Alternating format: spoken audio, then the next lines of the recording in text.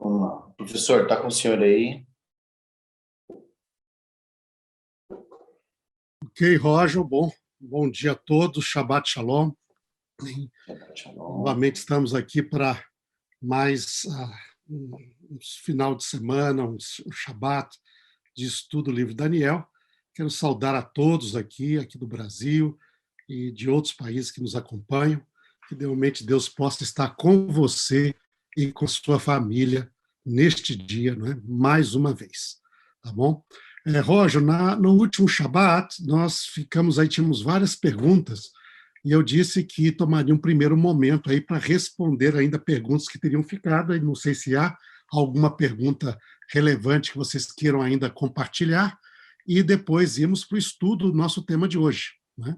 Então, aí, isso que ficou o nosso combinado lá na época, então, né? no momento. Professor, tem Sim. uma pergunta que não foi respondida, mas eu acho que o senhor vai cobrir no capítulo 9, que o senhor começou a falar da relação entre a profecia clássica, qual a diferença entre a clássica e a profecia apocalíptica, e o resto da pergunta é quão judaico é esse modelo da profecia apocalíptica, porque se você só tem em tese na Bíblia um livro, mas lógico que você tem em outras literaturas, quão judaico é esse costume de escrever essa forma apocalíptica. Então, o senhor respondeu o primeiro pedaço dela, que é qual a diferença entre a clássica e a apocalíptica, e agora isso comum é esse tipo de profecia apocalíptica no judaísmo. Bom, isso é uma boa, relevante pergunta, né? Quão judaico é essa forma de profecia apocalíptica? 1000% judaico, porque só existe no meio judaico. Não existe fora do contexto judaico. Então, ela surge lá com o livro de Daniel, provavelmente, dentro da perspectiva da data que nós temos aqui, é o início dessa função. Nós já vemos alguns aspectos disso no livro de Ezequiel também, vemos no livro de Zacarias, também aspectos tipo apocalípticos, temos no livro de um pouco desse tema também no livro de Isaías, mas depois, fora da literatura bíblica, você tem os livros de Enoque, os Apocalipses dos Patriarcas. É uma literatura extremamente judaica, né? Você não encontra paralelo fora no contexto, você encontra paralelo com muitos outros tipos de literatura, mas a literatura apocalíptica ela é algo tipicamente judaico, né? E evidentemente que vai dizer, mas tem no cristianismo. Aí nós voltamos ao tema do nosso estudo que nós tivemos na nossa outro estudo lá, né? Isso que para nós não esquecermos que o Novo Testamento é uma literatura judaica, hein? Ela não é uma literatura grega, romana, ela é uma literatura judaica, hein? E uma das evidências mais fortes disso daí, além de toda a história, é a próprio tipo, como registrar a história, entre elas a literatura apocalíptica, hein? Enquanto você encontra cartas, por exemplo, você tem as cartas de Paulo. Como é um formato de carta, você vai encontrar cartas no mundo greco-romano com várias semelhanças, né? Apesar dos temas ali serem bem focados na questão das comunidades do primeiro século ali, e muito tema judaico focado ali, como nós vimos estudando Romanos e outras coisas mais. Okay? O próprio evangelho, o nome evangelho, está ligado com a mentalidade judaica, porque Isaías, com a profecia de Isaías sobre as boas novas, né? Aí você vai criar uma palavra que os gregos não usam, é o evangelion, as boas novas, ligado com a palavra hebraica bessorá. Então, mas se existe um tipo de literatura que é 1000% judaica no Novo Testamento, é o livro de Apocalipse. Porque não existe outro paralelo a isso em lugar nenhum. Você vai encontrar alguma coisa semelhante em outra literatura greco-romana, em algumas coisas do Novo Testamento, mas com respeito ao Apocalipse, não tem. Tá?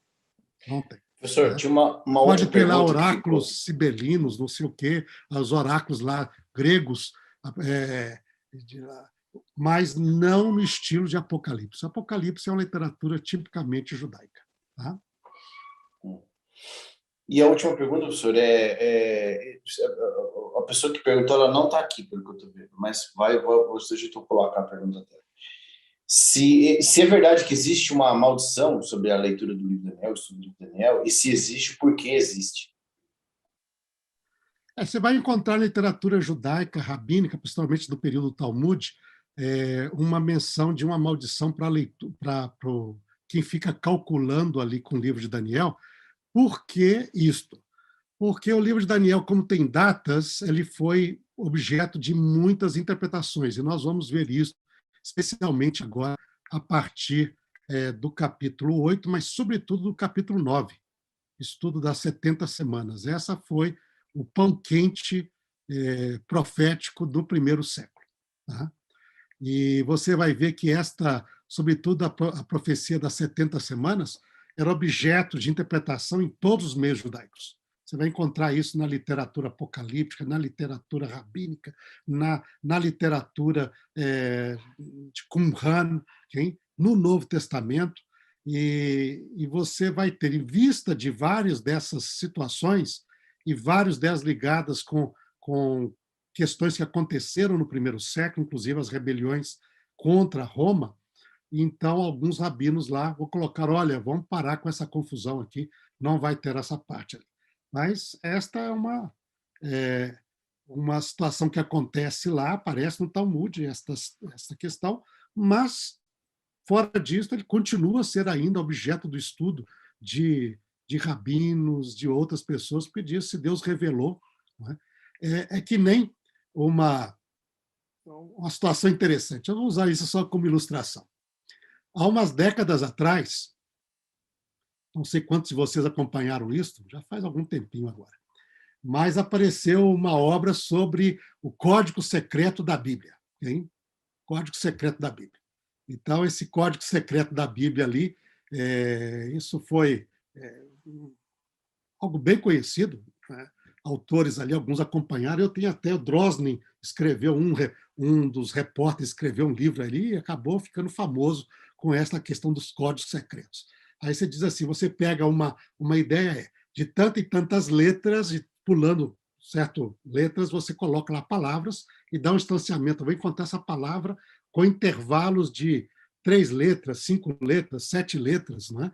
E daí, segundo o autor do livro, deixa eu ver, só mostrar para vocês aqui esse material, que é curioso.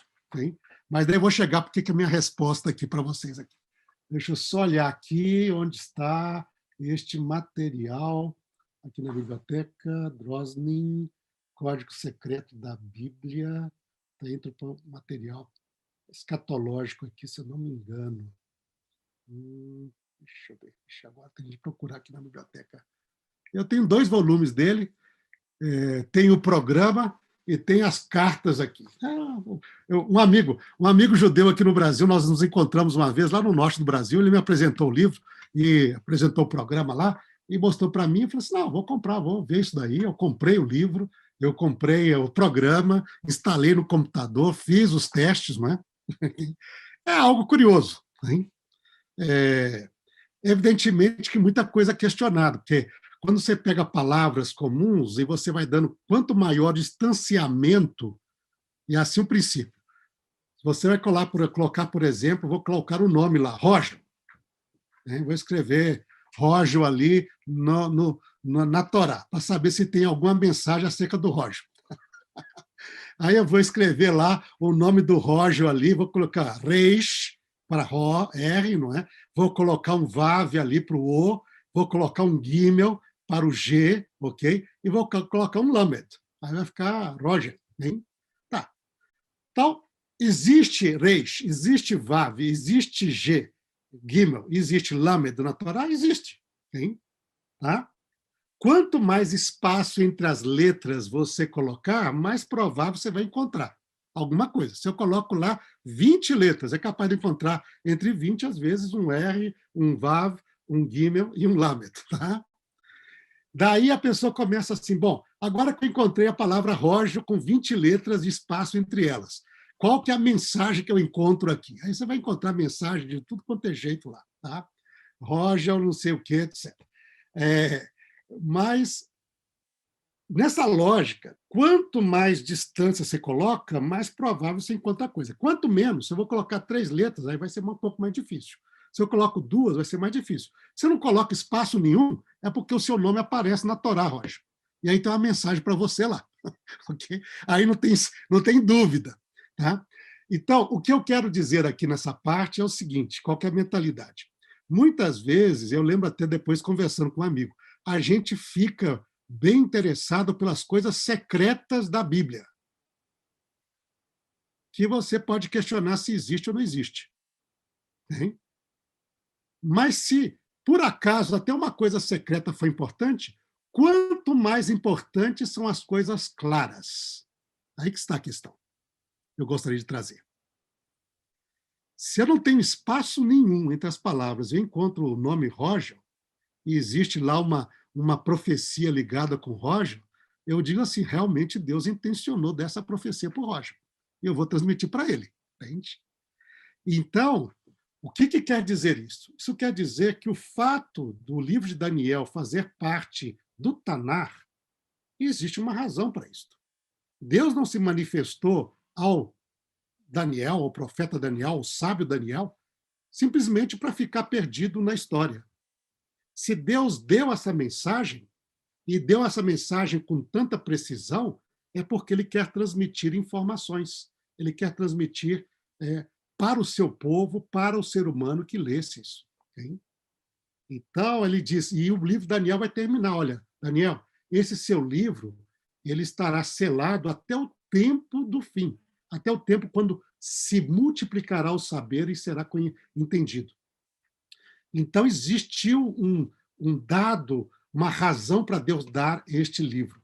E nós vamos ver essa questão quando entrarmos nessa dimensão de tempo do fim, mais adiante no livro ali. Então, existe. Se Deus deu uma mensagem, é porque existe um objetivo para isso. E se a mensagem ainda é clara, não precisa nem ficar escondida, quanto mais clara é a mensagem no Tanar e na Torá, mais importante ela é. Porque se Deus deu lá clara, é porque você quer que todo mundo entenda. Entende? Então, isso é um princípio básico quando você lê as Escrituras. Então, muita gente, mesmo se líder, sabe que a Torá, o Talmud é assim, né? Você encontra 1000 opiniões lá. É aquela brincadeira de que onde tem 2 judeus, né? Você tem 3 opiniões e 4 partidos políticos, né? Então, você vai ter o indivíduo, porque o que é difícil para muita gente entender é dizer, está lá no Talmud, então essa é uma opinião que todo mundo segue? Não. Rabino tal falou, maldito. O outro diz, bendito. Sabe? O outro diz, é nessa direção. Tu diz, não é nessa direção, não é na outra. Isso é o Talmud o tempo todo. Você tem, o indivíduo vai numa direção, o outro vai na outra, o outro vai na outra. Aí o Talmud vai dizer, entre os grandes profetas, o maior deles é Daniel. Porque além de falar das coisas que haveria de vir, falou do tempo que elas iriam acontecer. Então imagina, de um lado você tem uma maldição, do outro você tem um indivíduo falando, o rabino falando, que o maior de todos os profetas foi Daniel, porque além de falar dos eventos que aconteceriam, falou do tempo que eles aconteceriam. Aí você entende essa mentalidade que para muita gente é complexa. Ele pensa que é uma coisa só. Não é. A mentalidade judaica é muito mais complexa do que a gente tem costume com a nossa, às vezes, nossa visão greco-romana, que ela fica muito limitada num só. Não. É isso. Mas pode ser aquilo, né? E pode ser a outra lei. Eu lembro, só para uma historinha, né? Eu tenho este material aqui, ó. Que...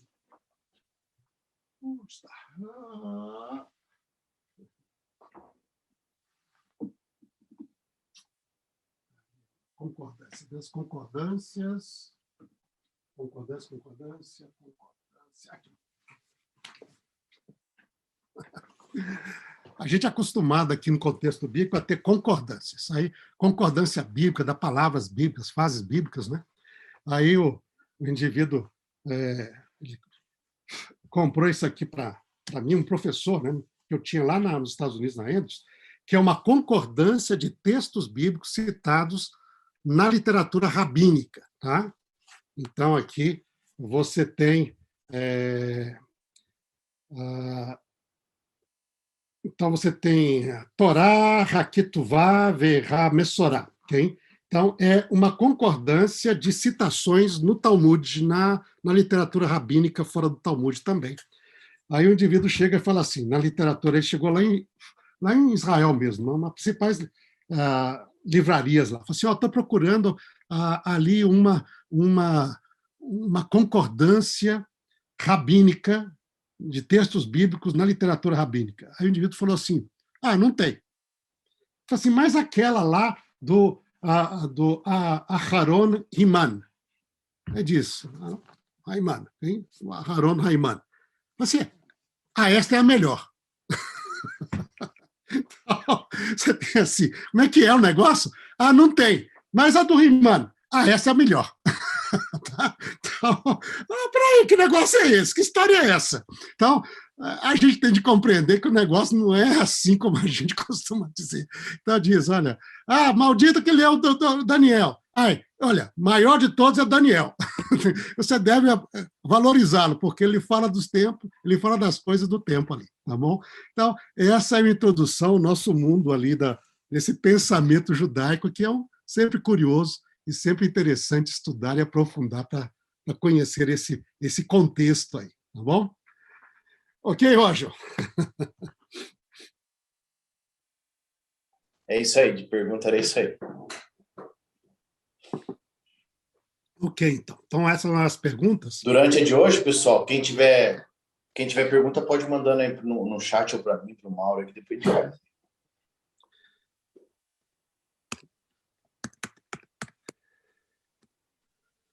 Ok, então vamos lá para o nosso estudo de hoje. Nosso estudo de hoje é mais breve, um pouco, não é? Mas muito, muito, muito importante também. Sendo ele, na verdade, o centro das atenções ali na profecia de Daniel, capítulo 7. E com esse estudo nós encerramos, então, esta sequência do capítulo 7. Okay? Então, nós estamos aí na sequência do nosso estudo de Daniel. De novo, aqui o capítulo 7, a visão de feras e do juízo, é a quarta parte, nosso quarto estudo sobre este capítulo. Não é? E o nosso, relembrando aqui, então, que nós, na sequência do nosso estudo até agora, já construímos ali esses paralelos no livro de Daniel, já identificando vários aspectos da sua profecia. Aí temos ali essa sequência dos reinos, Babilônia, Medopécia, Grécia, Roma, a divisão de Roma ali com os 10 reinos germânicos que formaram a atual Europa, não é?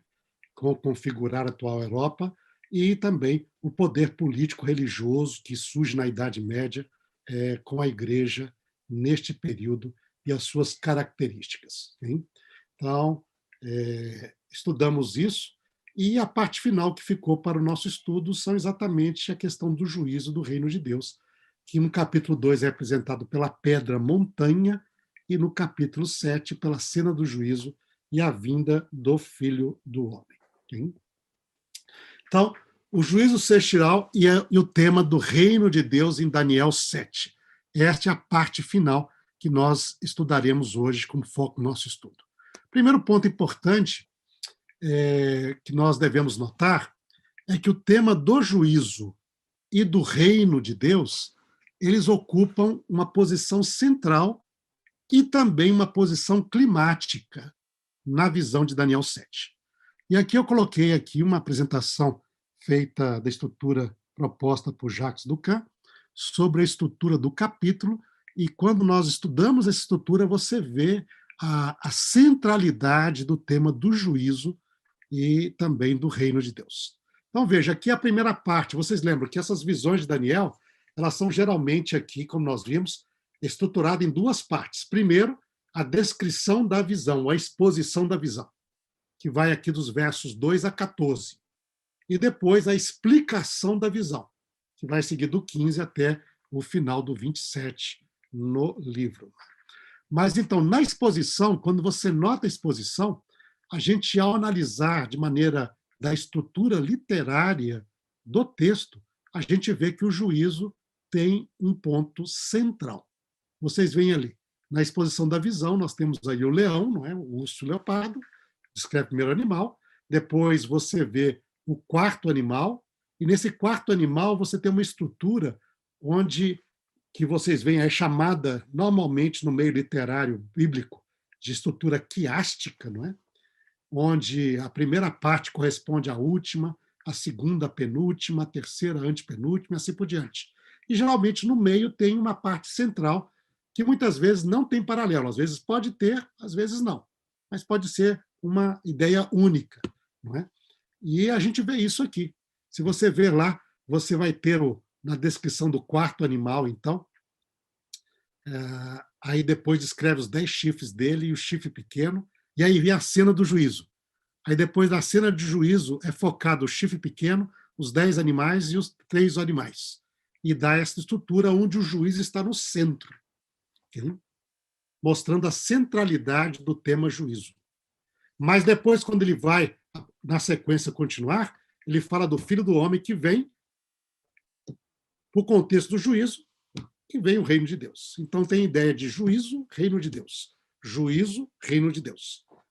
Levando para o clímax da conclusão desta visão. Okay?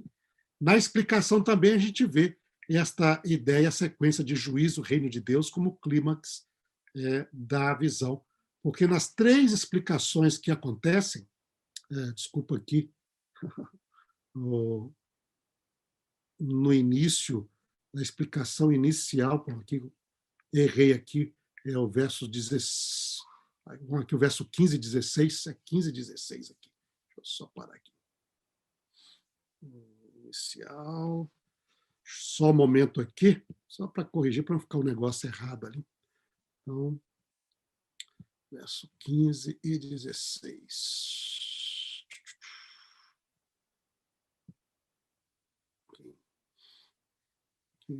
Daniel.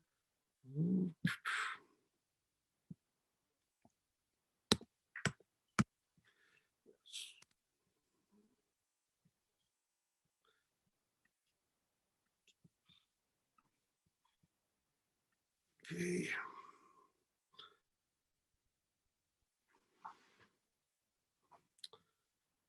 Só um momentozinho, pessoal, ainda. Obrigado aqui.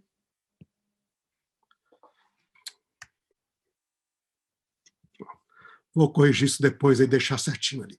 São os versos de número, na explicação inicial, aos versos 17 e 18. Tá? 17 e 18. Então, é diferente um pouquinho aqui, versos 17 e 18.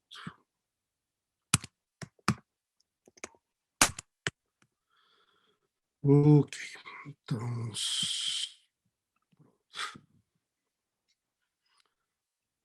Voltamos aqui, então, à nossa exposição, já tendo corrigido ali o pequeno defeito ali. Okay? Então, lá na explicação inicial, então, 17 e 18, termina, então, com a ideia de juízo e reino. Na explicação adicional, dos 19 a 20, de novo, juízo e reino no final. E na explicação final, também juízo e reino. E aí vem a conclusão de Daniel, ali com seus pensamentos. Ele ficou perturbado, ficou preocupado. Okay? E esta é o resto do livro. Mas a gente vê, então, que o tema juízo e reino, você tem ali de forma bem importante na sequência da visão, porque vem com essa ideia do clímax. Você vai ter um juízo e depois vai ter a implantação do reino de Deus. E aí vamos, então, aqui relembrar e ler esses textos, né? Lembrando que foi escrito. Então, diz lá a descrição da cena do juízo, então, primeira parte. Continuei olhando até que foram postos os tronos, e o ancião de dia se assentou, sua veste era branca como a neve, os cabelos da cabeça como a pura lã, o seu trono eram chamas de fogo, as suas rodas eram fogo ardente. Um rio de fogo, uma nave saía de diante dele, milhares de milhares o serviam, miríades de miríades estavam diante dele. Assentou-se o tribunal e abriram-se os livros. Então estive olhando, por causa da voz das insolentes palavras que o chifre, que aqui é o caso do chifre pequeno, proferia. Estive olhando e vi que o animal foi morto, este é o quarto animal, e o seu corpo desfeito e entregue para ser queimado. Quanto aos outros animais, foi-lhe tirado o domínio, todavia foi-lhes dado prolongação de vida por um prazo de um tempo. Eu estava olhando nas minhas visões da noite, e eis que vinha com as nuvens dos céus um como filho do homem, e dirigiu-se ao ancião de dias, e o fizeram chegar até ele. Foi-lhe dado domínio e glória e o reino, para que os povos, nações e homens de todas as línguas o servissem. O seu domínio é domínio eterno, que não passará, e o seu reino jamais será destruído. Quanto a mim, Daniel, o meu espírito foi alarmado dentro de mim, e as visões da minha cabeça me perturbaram. Cheguei-me para uns que estavam perto e lhe pedi a verdade acerca de tudo isto. Okay? Então, Daniel aqui se aproximando de um ser celeste, pedindo a explicação. E assim ele me disse, me fez saber a interpretação das coisas. Estes grandes animais são quatro reis que se levantarão da terra, mas os santos do Altíssimo receberão o reino e possuirão para todo sempre, de eternidade em eternidade. E aí continua, enquanto eu olhava, eis que este chifre, aí mais adiante, falando sobre o chifre pequeno, fazia guerra contra os santos e estava vencendo, até que veio o ancião de dias e fez justiça aos santos do Altíssimo, e veio o tempo em que os santos possuíram o reino. Então você vê, juízo e o reino na sequência. Novamente, nessa parte de explicação, o Daniel ali sendo instruído pelo ser celestial que respondeu suas perguntas, e esse ser celestial, mencionando o chifre pequeno, diz que ele falará contra o Altíssimo, oprimirá os santos do Altíssimo, e descreve aí todas as ações dele, e ele, no finalzinho dessa descrição, ele diz, e os santos serão entregues nas mãos dele por um tempo e metade de um tempo, mas depois desse período, dessas ações da ponta pequena, diz, será instalada a sessão do tribunal para lhe tirar o domínio, para o destruir e o consumir até o fim. O reino, o domínio e a majestade dos reinos debaixo de todo o céu serão dados ao povo dos santos do Altíssimo. O seu reino será um reino eterno e todos os domínios o servirão e lhe obedecerão. E aí, então, ligado aqui ao reino de Deus que será estabelecido, Deus reinando sobre toda a humanidade finalmente.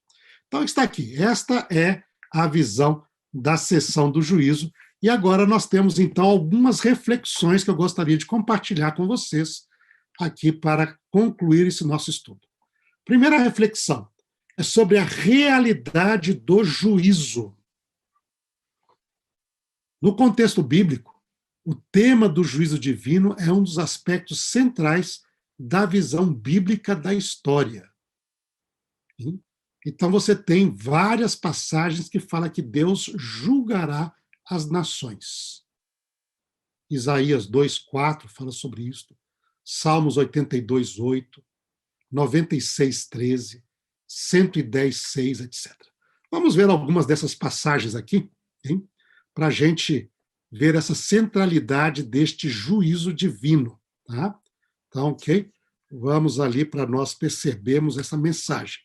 Então, vamos lá. Vou compartilhar com vocês outra parte. Primeiro, então, Isaías 2:4. Vamos lá. Isaías 2, verso 4. Ok, só organizando aqui o meu texto para vocês. Então, vamos lá. Isaías 2:4. Aí vocês têm o texto em hebraico, do lado dele, então, o texto em português, subi um pouquinho o texto em português, um pouquinho mais aqui, para colocar todo o verso. E então aqui diz lá, Isaías 2:4, Veshafat ben Hagoim, e ele, falando de Deus, julgará entre as nações, Perrohiar leamim rabim, e ele vai repreenderá muitos povos, E daí diz, e eles converterão suas espadas em relhas de arado, as suas lanças em foice, Uma nação não levantará espada mais contra outra nação, nem mais aprenderão a guerra. Este contexto está nesse contexto escatológico, não é? De Deus pondo fim à história humana, inclusive à história dos conflitos humanos. E essa é uma esperança muito forte. Isso faz parte até de um dos cantos que a gente conhece bem, não é? Lo isagoi el goi herev velo ilmedu od milchama. Não levantará mais um povo contra outro povo a espada, e não mais aprenderão a guerra. Hein? Então, essa é uma esperança, e isso está ligado com o juízo divino, hein? Que vai pôr fim ao que é comum na história da humanidade. Outra passagem, por exemplo, Salmos 82, verso 8. Salmos 82, verso 8.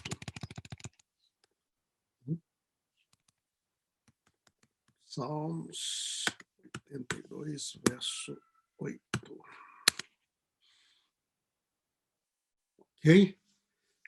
Roger, está todo mundo vendo aí, ok? Eu mudei, só uma dúvida aqui, ao mudar de passagem aqui, se todo mundo acompanhou sem problema aí no compartilhamento?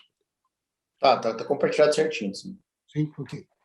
Então aí vem, diz, Kuma Elohim, né? E daí você, Kuma Elohim, levante-se Deus. E você diz lá, Shofta Haaretz. E você diz, julgue a terra. Sim? Então, porque a ti pertence todas as nações. Então você tem esta dimensão que Deus se levantará e julgará a terra e julgará todas as nações. Hein? Essa é uma parte comum. Salmos 93, verso 13. Outra passagem que nós vemos aí, Salmos 96, verso 13. Então, 96, verso 13. Hein? Então, fala ali que nós temos este lindo salmo, não é? Você diz que diante do Senhor vão bater júbilos todas as aves e as nações. Clamar por quê? Porque diante do Senhor, porque ele vem, Lifnei Adonai, Kivá. E Kivá, Lishpot Haaretz. Então, ele vem para julgar a terra, Ishpot Tevel Betzedek. E ele julgará o mundo com justiça, Veamim Bebunato. E os povos com a sua fidelidade. Então, o juízo de Deus é algo sempre presente em toda a Bíblia, não é? E isto é algo importante. A visão bíblica e judaica tem declarado a realidade do juízo. Juízo de Deus sobre as nações, julgando as nações e estabelecendo a justiça e a paz. Não é? Este é um ponto fundamental da esperança bíblica e da visão judaica da história. Sim? Então, isso é bem forte. Agora, voltando então lá para o nosso tema, Deus julga as nações, mas Deus também julga os indivíduos. Sim? Deus julgará cada ser humano. Lembra-se aí, nós temos aí o livro de Eclesiastes, capítulo 12, verso 13, Ezequiel, capítulo 18, verso 30 a 32. Lembrando disso, daí Deus não somente julga as nações como entidades políticas, históricas, socioculturais, que seja, não é? Deus julga também ao ser humano, a cada indivíduo. E isso é uma parte dessa visão bíblica, parte da visão judaica da história. E aí nós temos, repassar aqui alguns versos também sobre isso, né? Vamos lá, de novamente aqui, vamos a Eclesiastes 12, verso... Eclesiastes. Então, vamos aqui.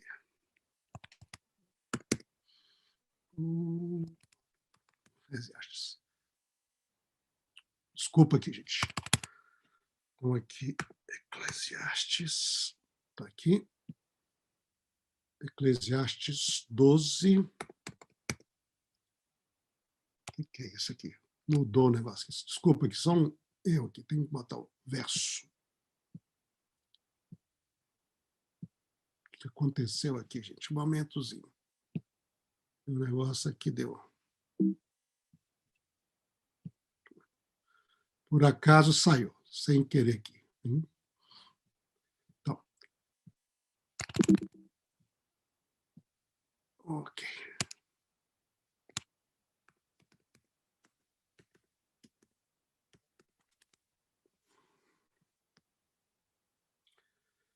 Então, pronto, já voltamos aqui à normalidade. Vamos lá. Eclesiastes 12, né? Verso 14, mas lembrando aí, verso 13, diz o fim de tudo, né? Sof davá kol, hein? Nishma. Tudo que se tem ouvido é Et Elohim irá, et mitzvotav shemor. Então, tema a Deus e guarde os seus mandamentos. Quer dizer, kol Adam, porque tudo isto é a totalidade do ser humano. Esse é o dever de todo ser humano. No hebraico é um pouco mais. Ser realmente ser humano é temer a Deus e guardar os seus mandamentos. Quer dizer, kol Adam. E aí diz o verso 14, e termina assim o livro de Eclesiastes, que et kol maase a Elohim yavi bemishpat al kol nelam im tov im ra. Então, porque Deus irá trazer a juízo toda a obra, tudo, hein? Até o que está encoberto, seja bom ou seja mal. Okay? Então, a ideia básica de que Deus irá julgar o ser humano. E isto é uma parte importante da visão judaica. E um texto extremamente importante sobre isso, Ezequiel capítulo 18, versos 30 a 31, Ezequiel 18, né, 30 e 31. Então, Ezequiel 18, versos 30. A gente veja aqui esta verdade bíblica novamente enfatizada. Portanto, eu vos julgarei, a cada um conforme os seus caminhos, ó casa de Israel, diz o Senhor. Lahem ish kederahav espot, né? Etchem, Beit Israel, Neum Adonai Elohim. Chuvo, verrastivo, mikol pisheichem, velo yeh lachem lemichol avon. Então, ali, voltem-se, convertam-se de todas as vossas transgressões, para que a iniquidade não vos leve à perdição. Lançai de vós as vossas transgressões que cometeste contra mim. Criai em vós um coração novo, um espírito novo. Pois por que morrerias? Porque morrereis, ó casa de Israel.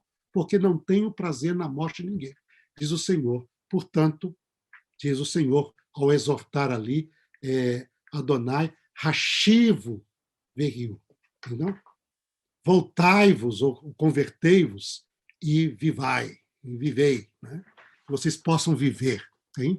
Então, esta noção do juízo de Deus das nações e dos indivíduos é uma parte fundamental da visão judaica da história, da visão bíblica, não é?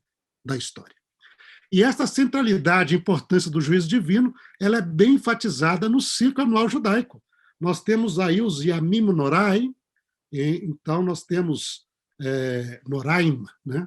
Desculpa aqui, Noraim, os dias solenes, os dias temíveis, que envolve Rosh Hashanah e Yom Kippur, e os dias a eles relacionados, os dias entre os dois ali, ou até um dia que precede este período, onde tem essa ideia importante do juízo divino.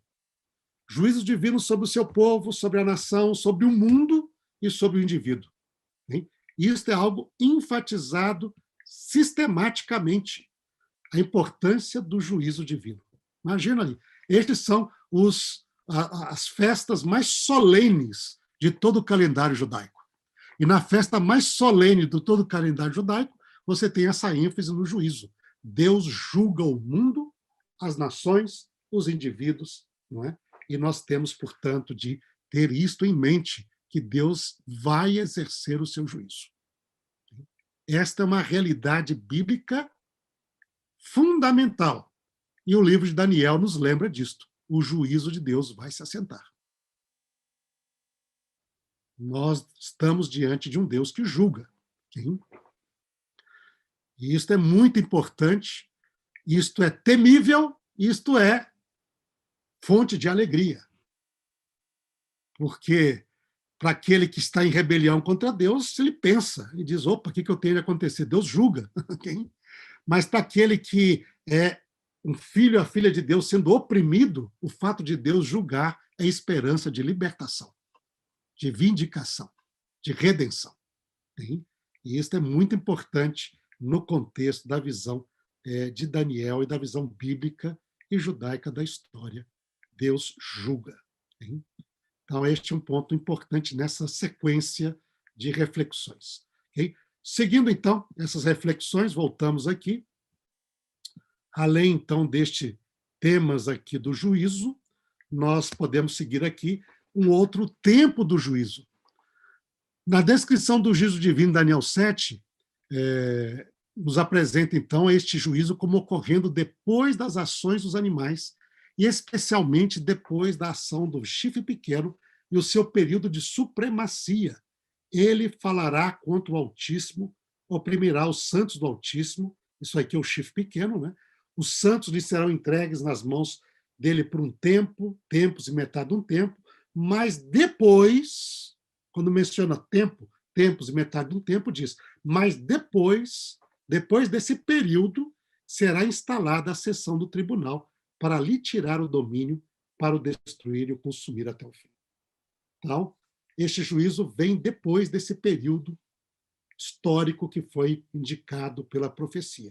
E isso é muito importante porque esta questão vai voltar mais adiante na profecia, mas esse é um dado importante que nós temos de manter em mente para poder compreender estas profecias de Daniel. Tá? O juízo divino, ele segue esses eventos históricos, mas ele precede o estabelecimento do reino de Deus. Você vê que ele está entre os dois. Entre a história e o reino de Deus existe um momento de juízo. Hein?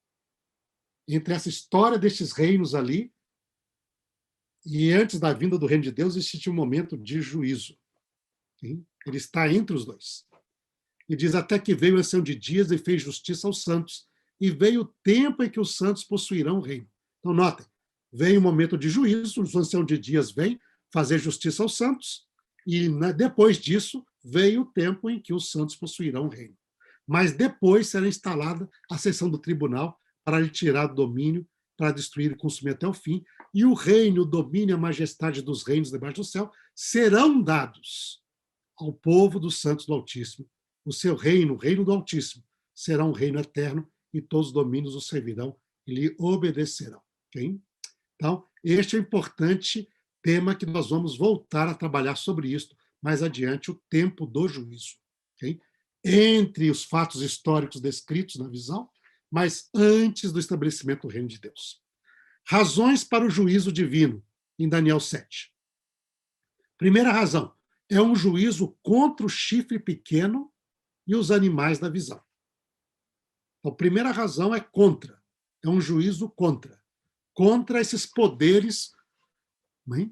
Estes reinos, estes poderes humanos e políticos e religiosos, não é? Que atuam contra Deus e contra o povo de Deus. Então, o juízo é um juízo contra esses poderes. Então, estive olhando por causa da voz das insolentes palavras que o chifre proferia, estive olhando e vi que o animal foi morto e o seu corpo desfeito e entregue para ser queimado. Quanto aos outros animais, foi-lhe tirado o domínio, todavia foi-lhe dado prolongação de vida por um prazo de um tempo. Okay? Então, o juiz é contra o pequeno e os outros animais. Ele falará contra o Altíssimo, oprimirá os santos do Altíssimo, mas depois será instalada a sessão de tribunal para lhe tirar o domínio, para o destruir e o consumir até o fim. Então, existe um juízo contra esses poderes que lutam contra Deus e contra o seu povo. A segunda razão, nós vemos aqui, é um juízo a favor. Então, lembra, o juízo tem conotação negativa, é contra esses poderes, mas tem uma conotação positiva. É um juízo a favor dos santos do Altíssimo. Eles são vindicados, mas os santos do Altíssimo receberão o reino, possuirão para todo sempre, de eternidade em eternidade. Até que veio os santos do Altíssimo, o ancião de dias, e fez justiça aos santos do Altíssimo. E veio o tempo que os santos possuirão o reino. O reino, domina a majestade dos reinos, debaixo de todo o céu, serão dados ao povo dos santos do Altíssimo. O seu reino será um reino eterno, e todos os domínios servirão e lhe obedecerão. Então, é um juízo a favor dos santos do Altíssimo. Hein? Então, uma conotação positiva. Uma observação que gostaria de fazer aqui, antes de passarmos para os demais itens, é que existe um paralelo aqui com Daniel 2, 35, 45, 44, 45, onde a destruição dos pés de ferro e de barro foi seguida da destruição dos demais partes da estátua. Assim, Daniel 7, o juízo e destruição do chifre pequeno do quarto animal precedem, né, os dos demais animais. É interessante isso. O juízo primeiro foca na ponta pequena e no quarto animal, e depois fala dos outros. Como lá em Daniel 2, a pedra destrói primeiro os pés de barro e ferro, depois o ferro, e depois vai para o bronze, para a prata, para o ouro. Okay? Então, o juízo para a parte final, os agentes que estão atuando nessa parte final, é o primeiro, e depois vem os anteriores. Okay? Estive olhando, por causa das insolentes vozes da palavra do chifre, diz lá no verso 11, estive olhando e vi que o animal foi morto, o quarto animal, o seu corpo desfeito e entregue para ser queimado. Quanto aos outros animais, os outros três, leão, o urso e o leopardo, foi tirado do domínio, toda a vida foi-lhes dada a prolongação de vida por um prazo de um tempo. Então, primeira observação interessante nesse aspecto.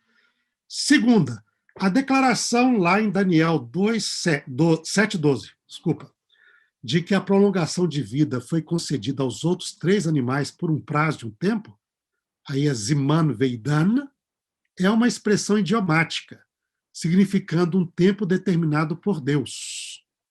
Então, foi-lhe dado prolongação por um tempo determinado por Deus. Poderíamos traduzir assim. Conferir lá em Daniel 2:21, por Ziman Veidan. Ela pode ser interpretada de duas maneiras. E eu coloco essas duas maneiras aqui diante de vocês. Okay?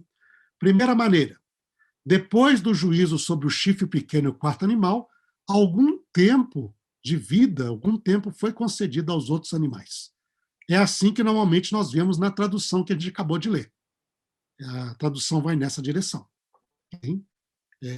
Outra seria a maneira de interpretar essa fase, seria uma declaração como uma nota de que os três animais, uma observação, né, tinham perdido sua autoridade diante do quarto animal, mas uma prolongação de vida lhes fora concedida até o tempo determinado. Hein? Diz, quanto aos outros animais, poderíamos traduzir o texto, tinha-lhes sido tirado o domínio quando apareceu o quarto.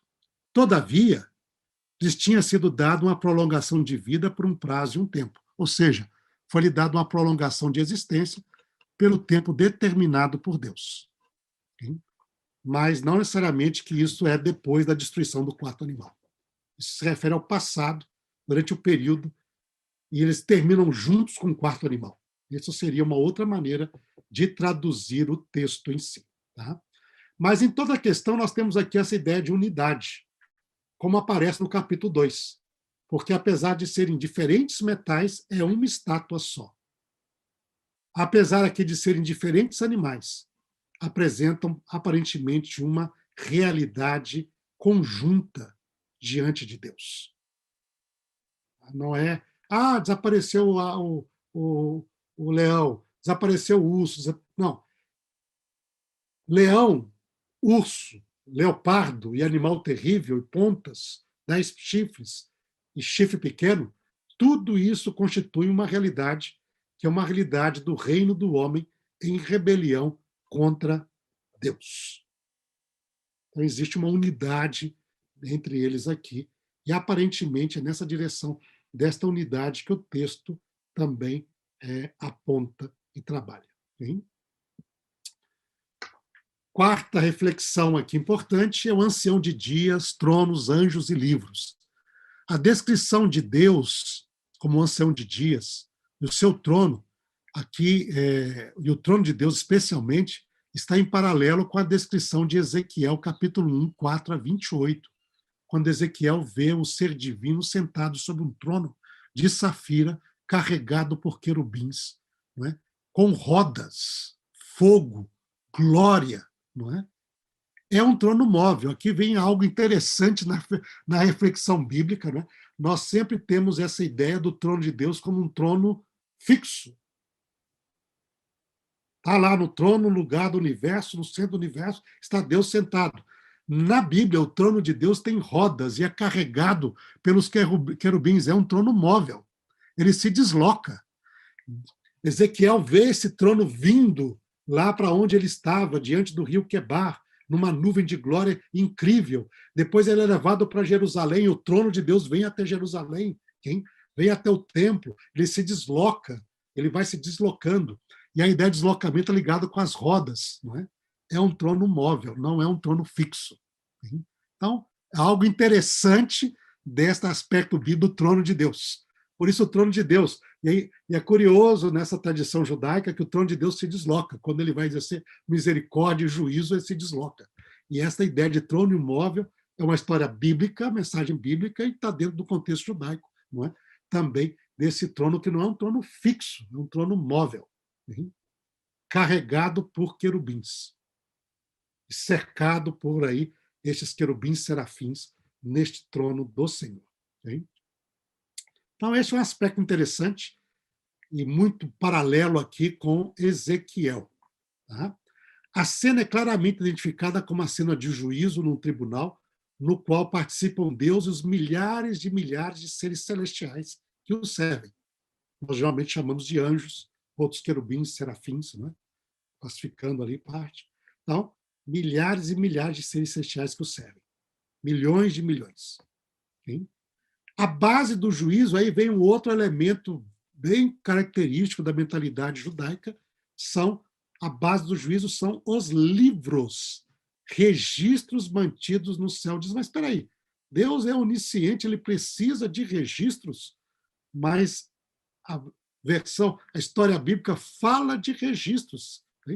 Deus senta o juízo e abre os livros. Em toda a história judaica, essa dimensão, Deus tem os seus registros. Apesar de Deus saber tudo, essa ideia diz, mas como serão esses livros no céu? Bom, evidentemente que o profeta usa as imagens que lhes são comuns, mas a ideia básica é as coisas não estão simplesmente na mente de Deus, estão registradas no céu, de forma bem clara e bem definida. Quando nós vamos para a Bíblia e para a cultura judaica, nós encontramos referência a pelo menos 3 livros, né, que provavelmente fazem parte deste contexto de juízo. De um lado, nós temos o livro da vida, Sefer Haim, né, ou Sefer HaHaim. Então, o livro dos vivos, ou o livro da vida. E este livro contém o nome dos santos de Deus, daqueles que pertencem ao Senhor. Nós temos a primeira referência disso clara lá na história de Moisés, quando Moisés pede perdão para o povo de Deus quando aconteceu o pecado do bezerro de ouro, não é? E ele disse, se não me perdoar, corta o meu nome, apaga o meu nome do livro da vida, o livro que tens, o livro da vida, né?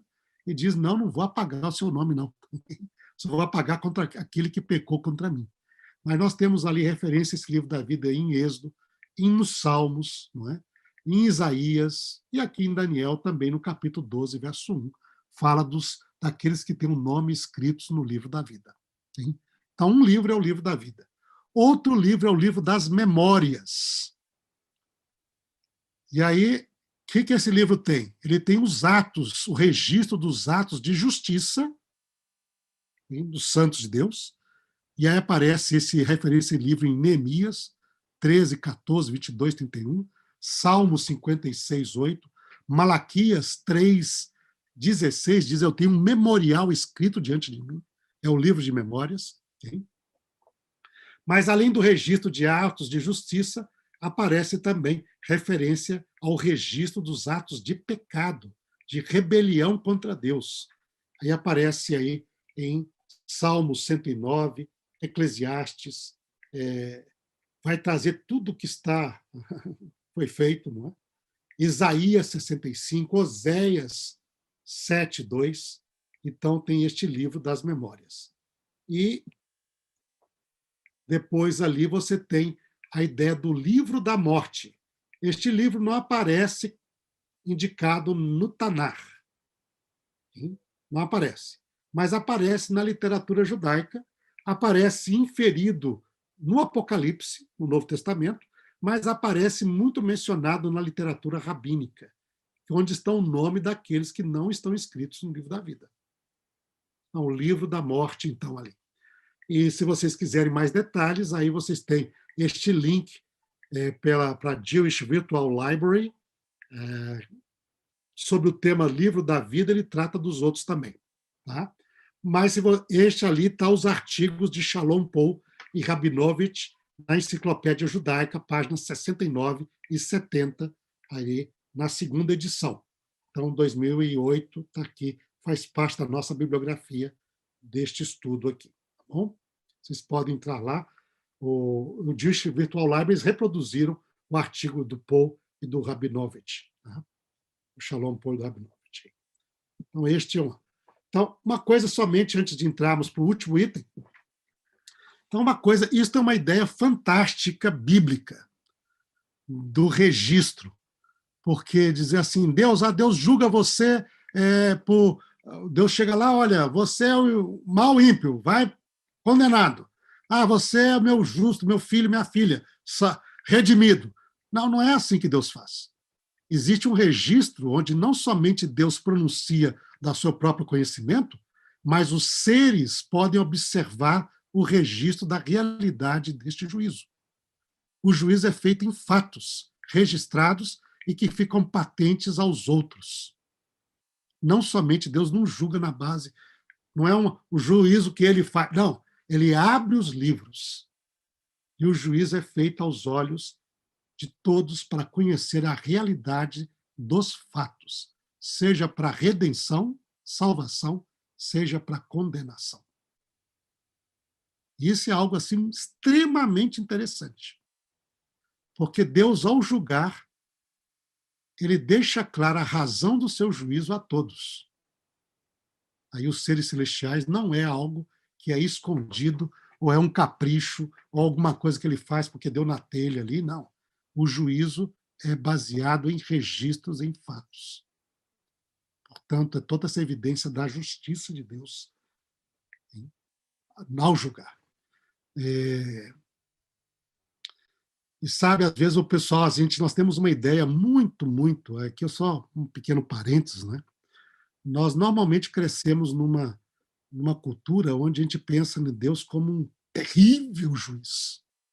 Né? E Deus é um justo juiz. Realmente, ai daquele que, na sua impiedade e rebelião contra Deus, cai nas mãos do justo juiz. Não há como enganá-lo, não há como comprá-lo, não há como... Não, ele conhece tudo, vai julgar com justiça. Mas, ao mesmo tempo, esse justo juiz é um juiz que tem os 13 atributos. Lembra que ao longo do Rosh Hashanah e Yom Kippur, o que nós mais repetimos, o que mais se repete, é os 13 atributos de Deus. E passou o Senhor o Eterno diante de Moisés e proclamou, né? Deus, bondoso, compassivo, clemente, misericordioso, que perdoa a iniquidade. Hein? Deus, esse Deus que é um Deus Hanun, Rahum, né? Então ele é um Deus bondoso, ele é um Deus misericordioso. E eu creio que nós temos, por exemplo, interessante uma cena de juízo que mostra isto, como que Deus é, e Deus é mais bondoso e mais misericordioso que o ser humano. Para mim, é a cena de Deus com Abraão, quando vai discutir a destruição de Sodoma e Gomorra. Hein? Lá, quando você lê, parece que Deus é um juiz terrível e Abraão é um indivíduo bonzinho. Porque Deus diz assim, olha, Abraão, eu vou destruir Sodoma e Gomorra, porque a situação está realmente impossível. E eu vim aqui para ver de fato, e olha... Né? E Abraão diz, mas Senhor, o Senhor vai destruir o justo com o ímpio. Senhor, se houver 50 lá, Senhor, o Senhor não pode poupar a cidade. E diz, olha, Abraão, se tiver 50, eu vou poupar. Você pediu, eu vou fazer isso. Aí Abraão diz, olha, Senhor, me desculpa, pedi de novo, falar com o Senhor, não é? E está tudo isso lá em Gênesis, não é? No capítulo, nós vemos o capítulo ali, esses capítulos 18 a 19, da história da destruição de Sodoma e Gomorra. Gênesis 18, 19. Aí Abraão diz, Senhor, e se faltar 10? Se faltar só 10? para esses 50? Será que por causa de 40 justos o Senhor não pode poupar as cidades? Diz, olha, se houver 40 justos, tá bom, Abraão, vou poupar a cidade. E ele diz, mas Senhor, Senhor, me perdoa, eu estou aqui lhe incomodando, de novo falar, e se tiver só 30? E se tiver só 30, Senhor? Diz, não, se 30 tiver, eu perdoo. E diz, mas Senhor, Senhor, me desculpa de novo, e só tiver 10. Aí diz, olha, Abraão, se houver 10, eu não destruo cidades. E isso vem esse contexto da ideia do mínimo, né? Os 10, o mínimo, no contexto judaico, 10. Isso é o mínimo.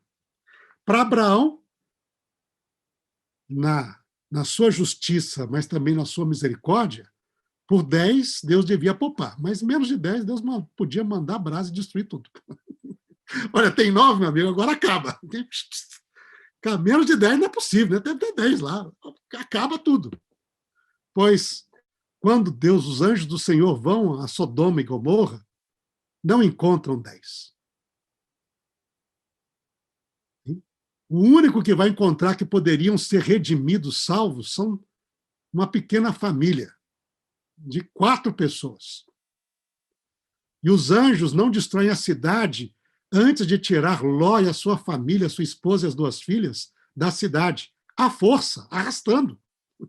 Quer dizer, eram lá os grandes justos, né? Não queremos ir, mas Deus vai destruir. Não, mas não dá para a gente ficar um pouquinho aqui, não. Mais um pouquinho, não. Mais um pouquinho, não. Os anjos pegam Ló e a família e vai arrastando para fora. Na história, a gente conhece que a mulher de Ló ainda olha para trás. E depois, na história, você vai ver Ló e as filhas são grandes justos, né? Aí nós temos a história de Ló e as filhas lá na caverna, lá, e a origem dos amonitas e dos moabitas, e etc. Né? Esses justos aí são... Ou seja, Deus, na sua misericórdia, salvou o que ele podia salvar. Para Abraão, era 10. 9 em diante, manda fogo do céu, acaba com todo mundo. Mas Deus não fez isto. Antes de exercer o juízo contra o ímpio, ele salvou quem ele pôde salvar. E a gente se perguntaria, será que nós teríamos salvo esses 3? Mas Deus, na sua misericórdia, salvou. Então, Deus é justo, não há como enganá-lo. Mas Deus é misericordioso, é esse Deus que é clemente, bondoso, misericordioso. É um juiz que vale a pena ter diante de nós. Então, não há por que não ter confiança nesse juiz. Mas ele não julga por capricho, ele julga em fatos. Existe essa ideia do registro. Fatos que não só ele conhece, mas outros podem observar e verificar o juízo divino. Por isso ele se assenta e se assentam milhões de anjos ao volta dele para exercer o juízo. Deus julga com justiça e claridade. Então, este é um ponto importante no contexto desse juízo. Por final, então, nós temos essa figura do Filho do Homem. Aparece um ser descrito lá em Daniel 7,13, semelhante a um filho do homem, Kevar Enosh. Então, ali, Kevar Enosh. Então, é um semelhante ao filho do homem. Ele vem à presença do ancião de dias, acompanhado das hostes angélicas. A ideia de nuvem dos céus é uma expressão idiomática que representa hostes angélicas, um grande número de anjos. Okay? Que ser é este?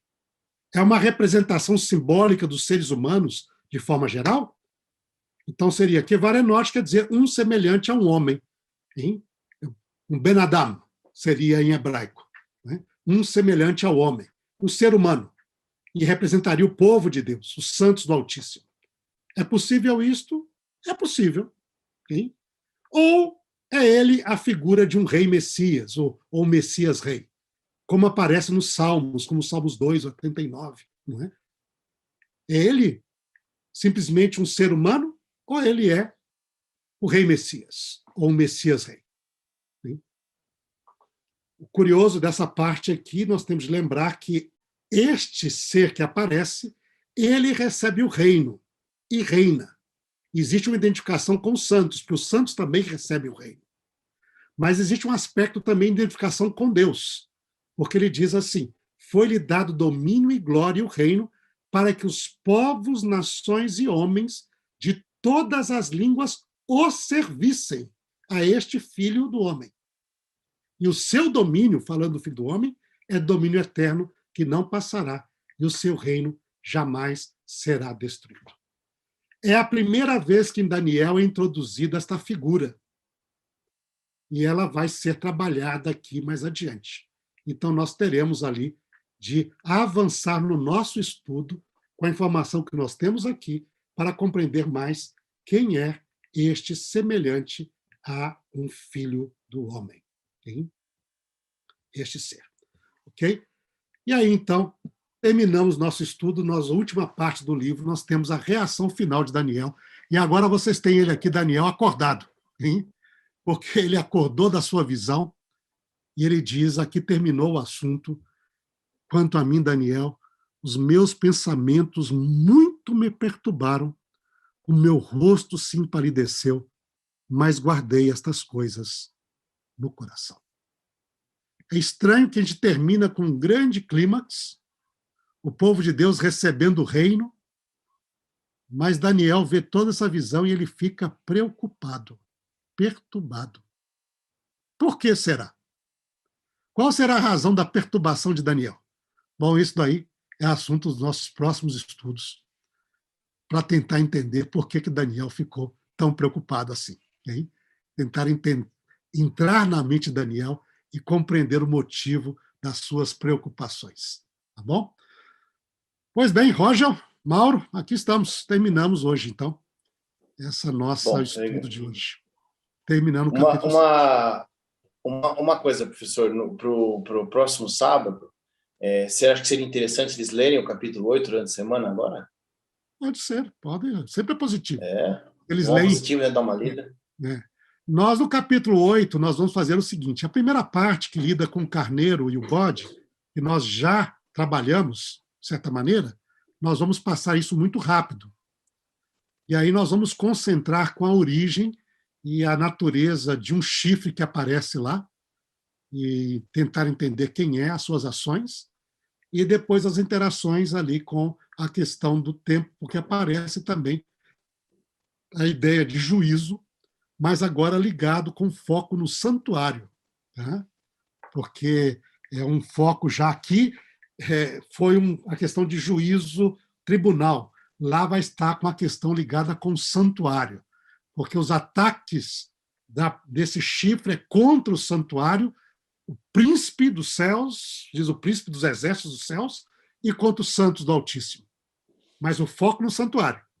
E depois vem uma noção de um tempo onde o santuário será Venitzdaq, será justificado. E aí nós vamos focar nisso daí, para compreender esses que são aspectos focais ali, tá bom? Mas seria muito bom se todos pudessem ler Daniel capítulo 8 anteriormente, para assim interarem no tema do capítulo. Tá? Mauro, nós esperamos tem alguma que esse estudo não vai nos tomar assim 4 sessões, como foi esse Daniel 7 aqui. Tá? Vai ser bem mais breve aí, tá bom? Não, Roger, não temos pergunta. Teve uma no chat lá do canal do YouTube, mas eu já respondi lá, não tinha muita relação com o tema. Daqui no chat aqui do Zoom também não tem nenhuma pergunta. Tá bom, beleza. Tá bom, gente. Então, primeiro, professor, obrigado pela aula aí. Tem sido muito, muito interessante. Obrigado também a todos vocês aí que estão tanto aqui no Zoom como nos canais aí também, por estar seguindo e por estar participando conosco dessas palestras também.